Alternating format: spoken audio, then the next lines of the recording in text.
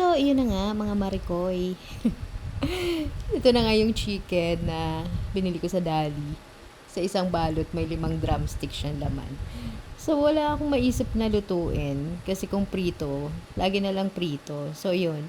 Nakapanood ako ng buffalo chicken kagabi. So, parang natakam ako. At gagawin ko yan dito sa bahay, syempre. So, yan. Minarinate ko muna siya sa kalamansi, bawang, asin, at paminta. Pag prito na naman, lagi na lang piniritong manok o di kaya adobong manok. So, para maiba naman, gawin ko naman tong buffalo. At buti na lang, meron akong sangkalan na napakatibay, gawa sa magkuno wood. Hindi siya magalaw in fairness. Ayan, kahit ano ipukpok mo dyan. Ayan, nagdikdik na ako ng bawang. Hiniwa-hiwa ko ng maliliit at nilagay ko dyan. Siyempre, mamarinate ko muna yan ng mga 30 minutes lang para pang lunch namin. So, para hindi siya nakawin ng aming mga mingming. Ayan, yung sangkalan, tinakip ko dun.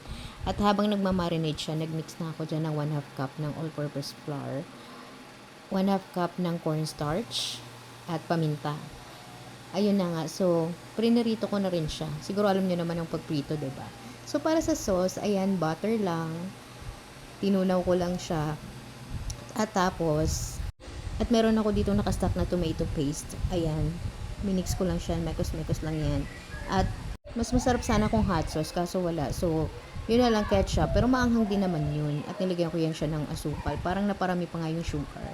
At yun na nga mga mare. Okay na siya. So, ayan. Naprito ko na yung manok. At inalo ko na yung sauce na ginawa ko. So, yan. Mekos-mekos lang. O, diba? Napakadali. Pero, matrabaho din siyang gawin na. At syempre, para magmukha naman siyang sosyalin, binudburan ko ng sesame seeds. O, diba? At ready na siya for lunch.